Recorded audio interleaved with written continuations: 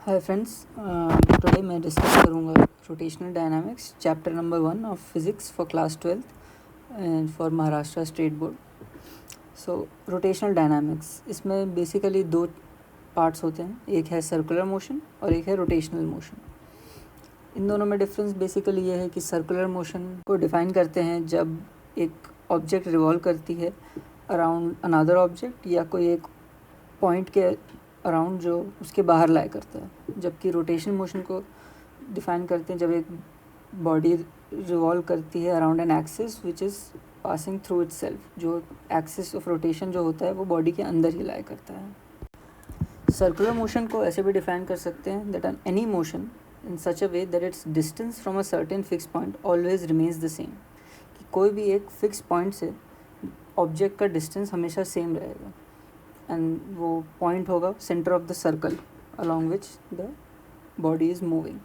तो circular motion के बहुत एग्जांपल्स अपनी डेली लाइफ में देख सकते हो, जैसे मून अर्थ के अराउंड घूमता है, वैसे ही अर्थ सन के अराउंड घूमता है, या फिर जब भी कोई गाड़ी या बाइक टर्न लेती है तो वो एक इमेजिनरी सर्कुलर पाथ को फॉलो करती है। सर्कुलर मोशंस के दो मेन कैरेक्टरिस्टिक्स होते हैं, एक है कि वो एक्सेलरेटेड मोशन है और दूसरा कि वो पीरियोडिक मोशन है। एक्सेलरेटेड मोशन क्यों है? क्योंकि at each point of time, हर जब भी वो ऑब्जेक्ट एक सर्कल के अराउंड घूम रहा है तो उसकी वेलोसिटी चेंज हो रही है, क्योंकि उसका डायरेक्शन ऑफ वेलोसिटी चेंज हो रही है। तो डायरेक्शन वेलोसिटी के दो कंपोनेंट्स होते हैं, एक मैग्नीट्यूड और एक डायरेक्शन। तो सर्कुलर मोशन में हमेशा ऑब्जेक्ट की डायरेक्शन चेंज होता रहता है, इसलिए वो एक एक्सेलरेटेड मोशन है। और पीरियोडिक मोशन इसलिए क्योंकि वो हमेशा उस सर्कुलर पाथ को रिपीट करता रहता है after a certain interval of time, जो उसका टाइम पीरियड होता है, तो उसके बाद वो उसी पाथ को फिर से फॉलो करता है, तो इसलिए वो पीरियोडिक मोशन है। अब सर्कुलर मोशन को डिफ़ाइन करने के लिए हम लोग डिफरेंट क्वांटिटीज़ यूज़ करते हैं। फर्स्ट होता है थीटा, जिसे हम बोलते हैं एंगुलर डिस्प्लेसमेंट, जो डिफ़ाइन करता है कि कोई ऑब्जेक्ट कितना एंगल बना रहा है सेंटर से अगर वो एस डिस्टेंस कवर कर रहा है। फिर डिफ़ाइन करते हैं हम लोग एंगुलर वेलोसिटी, जो बताता है कि किस रेट से वो अपना एंगुलर डिस्प्लेसमेंट कर रहा है। और हम लोग डिफ़ाइन करते हैं एंगुलर एक्सेलरेशन, जो डिफ़ाइन होता है the rate of change of angular velocity से।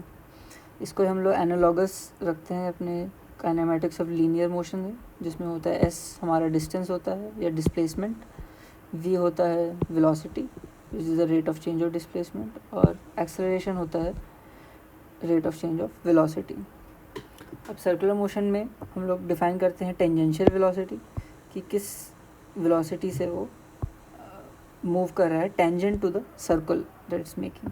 तो उसको हम लोग डिफ़ाइन करते हैं ओमेगा क्रॉस आर से, जहाँ पे आर है radius vector from the centre to the object, और the magnitude of tangential velocity हो जाता है ओमेगा इंटू आर। यहाँ पे हम लोग राइट हैंड थंब रूल की बात करेंगे। जो एंगुलर वेलोसिटी होती है उसका डायरेक्शन जानने के लिए हम लोग ये रूल यूज़ करते हैं।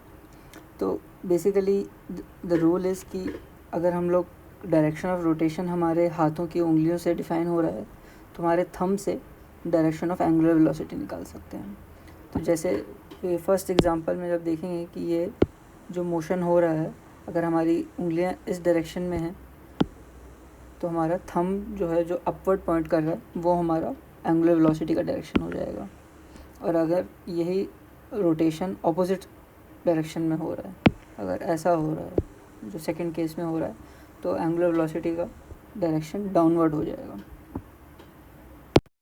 यूनिफॉर्म सर्कुलर मोशन, अगर कोई ऑब्जेक्ट सर्कुलर मोशन एग्जीक्यूट कर रहा है और उसकी स्पीड कांस्टेंट है, तब उस मोशन को हम लोग यूनिफॉर्म सर्कुलर मोशन बोलते हैं। इस केस में उसकी वेलोसिटी का डायरेक्शन ऐसे चेंज होता है कि हमेशा उसका डायरेक्शन टेंजेंशियल रहता है, उसका कोई भी कंपोनेंट सेंटर की तरफ नहीं होता।